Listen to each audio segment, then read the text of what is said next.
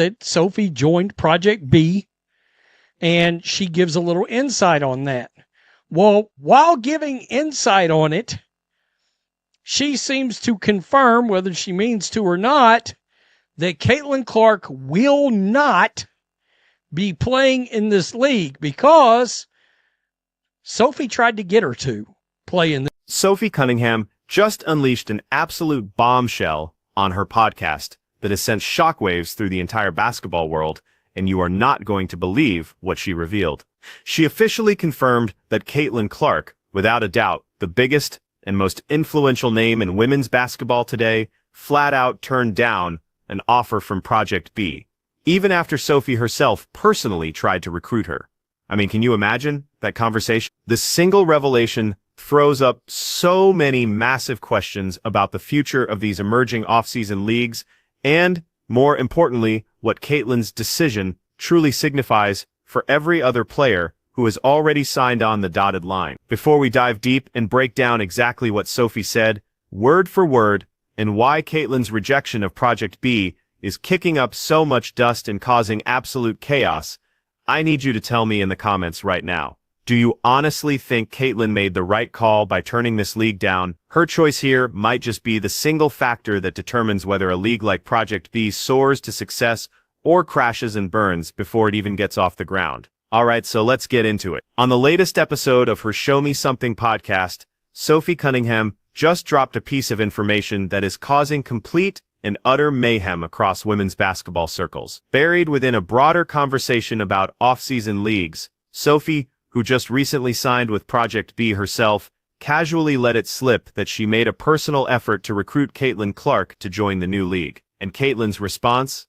A firm, unequivocal, hard no. She wasn't interested. It was a pass. Thanks, but no thanks. Sophie literally put it on the record saying, I tried to get her to play in this one. She's like, no. AU in Nashville, then people can go overseas too, but this is a whole new one. And this one offers a lot of money. And that's why people are like moving towards this. And this is also different than Unrivaled. Completely different. So how many like floating leagues are there? 3? I would say that like a lot of the American players are doing, or I would say the majority is 2. Okay. Yeah. Okay. But I think there's going to be a lot of people switching over. That's cool. So like, here's my thing. So all these leagues are great, but at the end of the day, like if you don't have the W, you don't have the platform. Right. So you don't have the eyes, you don't have the recognition. That's right, Caitlin Clark. No, yeah. You have the W. Yeah. I tried to get her to like play in this one. She's like, no. I saw Kelsey Mitchell's playing. Yeah, which I'm super excited about. Yeah. Super excited to play with Kels. Or I don't know if I'll play with her, but we'll be in the same league. Now, before we get any deeper into this, let's make sure we're all on the same page with the context here, because it's absolutely crucial. Project B is this ambitious new global basketball league that's slated to launch next year. It's got some serious heavyweight backers, including names like NFL legend Steve Young and tennis icon Novak Djokovic. The league's whole premise is to take its players to 7 different, exciting markets all around the world. And let's be clear, it is positioning itself as a direct competitor to Unrivaled, the league co-founded by WNBA superstars Breanna Stewart and Nafisa Collier. So think about it, when Sophie Cunningham signed with Project B, especially after she had already turned them down twice before, that was already a significant piece of news. But her confirmation that Caitlin Clark herself rejected the league, that is on a completely different level of importance. Because here's the undeniable reality of the situation. Caitlin Clark is far and away the most marketable, most recognized, and most influential player in women's basketball. She is the one player who single-handedly brings mainstream attention. She's the one who sells out arenas and causes television ratings to spike through the roof. She is the reason casual sports fans are now tuning in and genuinely caring about women's basketball. So when you're a brand new league trying to carve out a space for yourself, competing for attention, for sponsors, and for resources, landing Caitlin Clark would be the ultimate stamp of legitimacy. It would be a massive signal to sponsors, to media partners, and to fans that your league is the real deal and absolutely worth paying attention to. Now, keep in mind, there's a long time before we get around to this league starting. And it should be noted, even Sophie says she turned... But they tried to get her, and she said no. Sophie Cunningham herself tried to recruit her personally, and Caitlin still turned it down flat. We're not talking about some random role player declining an offer here. This is the undisputed face of the sport.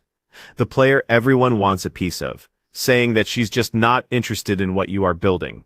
That has to be seen as a massive, flashing red flag for every single person involved with Project. Because let's be real, if you can't manage to convince the biggest star in the entire game to join your venture, how on earth are you going to convince fans to buy tickets, sponsors to write checks, and media partners to invest in broadcasting your games? Now, to be fair, Sophie did provide some context about what makes Project B so appealing from her perspective. She talked in detail about how the league will travel to 7 different markets across the globe, spending a dedicated amount of time in each location before packing up and moving on to the next. She even mentioned the breakdown: 2 markets in Asia, 2 in Europe, 2 in North and South America, and 1 more located elsewhere. And for her, she said this unique setup gives her the incredible opportunity to travel the world, to immerse herself in different cultures, and still have enough time off to pursue her other interests, without the grueling, year-round grind of playing basketball nonstop.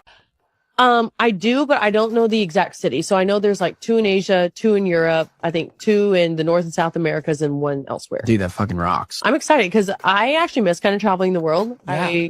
I was in France for 7 months. I went to Australia at the beginning of my career. Loved it. You just get cultured. It's fun. And I've missed it, but I also don't want to play year round. Like my body can't handle it. I have other things I want to do that I'm interested in. And so this just gives me the perfect opportunity to go play, get cultured, like see the world, but also like be able to come home and still experience like what I want to experience. So you think it's a tasteful amount of basketball that like wouldn't burn you out, but it's offering you multiple things outside of like just playing. And yeah, on paper, that all sounds fantastic. In theory. Sophie even reminisced about her own experiences, talking about how she played in France for a full 7 months early in her career, and absolutely loved the cultural immersion. She mentioned she also went to Australia and had a great time there as well. So, it's crystal clear that she places a high value on the cultural experience that comes with playing internationally. For her, Project B seems to offer that exact opportunity without demanding the commitment of a full, traditional overseas season. So, when you look at it from Sophie's personal perspective, it really does seem like the best of both worlds. You get to travel, see new places, play high-level basketball, and still have the freedom to come home and do other things you're passionate about. But here is the critical distinction we have to make. What strongly appeals to a veteran player like Sophie Cunningham doesn't necessarily appeal to a global superstar like Caitlin Clark. And that is precisely what Sophie's revelation unintentionally confirms. Caitlin Clark took a long, hard look at everything Project B was offering. The money, the travel, the exposure, and ultimately decided it just wasn't worth her time. And honestly, when you step back and really think about Caitlin's unique situation compared to almost every other player in the league, that decision makes perfect and complete sense. Nice. Do you know where, like, who's backing it? Who's, like, what? Well, I don't know if I'm allowed to say, but I'll just say like 4 huge tech companies that are like well known and they have a shit ton of money. So a lot of people think this is like Saudi money, and it's not at all. Has It's not, nothing to do. Live Golf or whatever. No. So I'm excited. And I think the people that are running it are just good people. I think it's a good experience. Did they recruit you, or did you reach out to them? No, they recruited me, and I not even gonna lie, I actually like kind of turned it down twice. Okay. Because I was like, I don't want to play overseas. I don't, whatever. And then like the more details I got and like the more I really thought about it, I'm like, dude, what a great time to like expand my brand globally. I get to play year round, which will help me stay in shape. That will help me, because I'm about to hit I'm hitting my prime. So prime in the WNBA is like. Let's start with the most obvious factor, money. Caitlin Clark is already making more money from her endorsement deals than most WNBA players will ever earn in their entire professional careers. She has massive lucrative deals with global giants like Nike, State Farm, and Gatorade, plus a long list of other major brands. The bottom line is, she is not desperate for the extra income that an off-season league provides. For players like Sophie, the paycheck from Project B could be genuinely significant and life-changing. For Caitlin, it's likely a rounding error compared to what she's already bringing in from her endorsements. And even more importantly, Caitlin doesn't need the exposure. She is already, without question, the most famous women's basketball player on the entire planet. Playing in some new, unproven startup league doesn't add a single thing to her brand or her towering reputation. If anything, it might dilute her brand by associating her with a league that could potentially fail or simply become a distraction from her main priority, which is her WNBA career. Why would she ever take that kind of risk when she is already sitting at the very top of the mountain? Then there's the simple, practical matter of rest and recovery. Sophie specifically mentioned that her own body can't handle playing year-round anymore. And that's a key reason the more relaxed Project B schedule appeals to her. But here's the thing, Caitlin is thinking the exact same way, just from a different angle. She just wrapped up her grueling first professional season, where she dealt with an unprecedented level of pressure and scrutiny as the most watched player in the league. She has carried enormous, franchise-altering expectations on her shoulders since day one. Why in the world would she want to extend her season even longer by adding another off-season league commitment her plate? The smartest possible move for Caitlin is exactly what she's doing, saying no to everything that doesn't directly benefit her long-term career or her personal well-being. Rest during the off-season, train on her own schedule, work on specific, targeted aspects of her game, and actually enjoy her life without the constant, punishing grind of professional basketball. That is how you build and sustain a long, successful, legendary career, not by chasing every single opportunity that comes your way, just because it exists. But Sophie's comments revealed something else that might be even more significant. She said, and I quote, "I see a lot of people switching from what to what." Well, the context of the conversation heavily suggests she's talking about players potentially leaving Unrivaled to come join Project B. If that's true, that is a bombshell statement. Because Unrivaled has been working hard to position itself as the premier off-season league for WNBA players. If Project B starts poaching their signed talent, that creates a fierce competitive dynamic that could end up seriously hurting both leagues in the long run. Now, whether Sophie actually meant to confirm that players are jumping ship from Unrivaled, or if she was just speaking more generally about players choosing between different off-season options, remains unclear. But the very fact that she brought it up at all suggests there is a real, intense competition happening behind the scenes. And in that competition, landing Caitlin Clark would have been the ultimate coup, the checkmate move for Project. They could have pointed directly to her and said,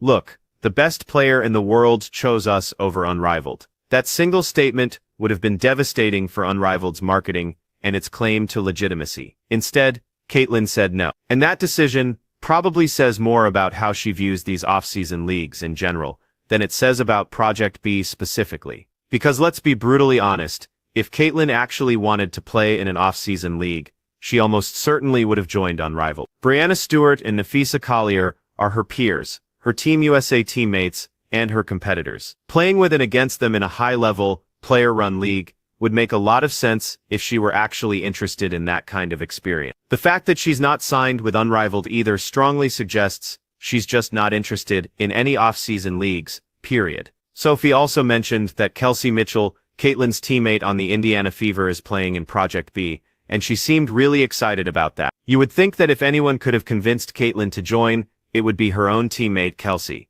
But apparently, even that close connection wasn't enough to sway Caitlin's decision. She has made up her mind, and she is clearly sticking with it. Now, Sophie did point out that there's still a long time before Project B actually starts, mentioning they're about 10 months away from the official launch. And she reminded everyone that she herself turned down Project B twice before finally saying yes. So technically, there is still time for Caitlin to change her mind. Maybe the league will announce some massive, game-changing media rights deal that makes it financially irresistible. Maybe they'll restructure the schedule in a way that's more appealing to her. Maybe circumstances will change in some unforeseen way that suddenly makes participation make sense. But honestly, that feels like pure wishful thinking. Caitlin Clark doesn't need Project B. She doesn't need the money. She doesn't need the exposure. And she definitely doesn't need the experience of playing internationally, because she has already achieved more at her young age than most players achieve in their entire careers. What she needs right now is rest, recovery, and the dedicated space to continue developing her game on her own terms. And Project B simply does not offer any of that. What's really fascinating about this entire situation is what it reveals about the shifting power dynamics in women's basketball right now. You have multiple new leagues launching simultaneously, all competing for the same pool of talent, all promising slightly different versions of the same thing: more money, more exposure, more opportunity. But the single most powerful player in the sport is looking at all of these options and saying, no thanks to everything. That represents a level of control and personal autonomy that women's basketball players have not historically possessed. And it is absolutely fascinating to watch Caitlin exercise that power so confidently and so decisively. Sophie also took a moment during her podcast to address the Saudi Arabia connection, which has been a major source of controversy for Project B. She said the league is primarily funded by tech companies, and she specifically stated there is no Saudi money coming in. But then, in the next breath, she acknowledged that there is still a Saudi company involved in some capacity. So, which is it? Either Saudi money is involved, or it isn't. You can't have it both ways. And this matters immensely, because many WNBA players have positioned themselves as powerful social justice advocates. They've spoken out passionately on political issues. They've taken firm stands on human rights. And now, some of those very same players are signing up with a league that has undeniable connections to Saudi Arabia, a country with a well-documented and troubling human rights record that directly conflicts with many of the values these players claim to hold.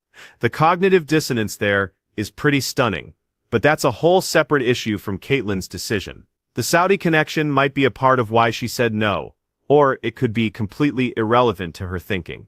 We simply don't know because she hasn't publicly explained her reasoning. What we do know, as a hard fact, is that Sophie tried to recruit her and Caitlin declined.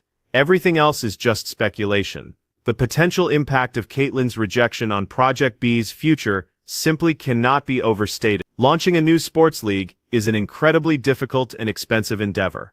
Most fail within their first few years. The ones that do succeed usually do so because they have a powerful combination of three things: strong financial backing, compelling and recognizable talent, and media partnerships that give them crucial visibility. Project B might have the financial backing, but without Caitlin Clark, their talent pool is immediately and significantly less compelling than it could have been. And that in turn makes those essential media partnerships much harder to secure, which then makes long-term financial sustainability that much harder to achieve. Meanwhile, Unrivaled is probably thrilled about this development, even though Caitlin isn't playing for them either.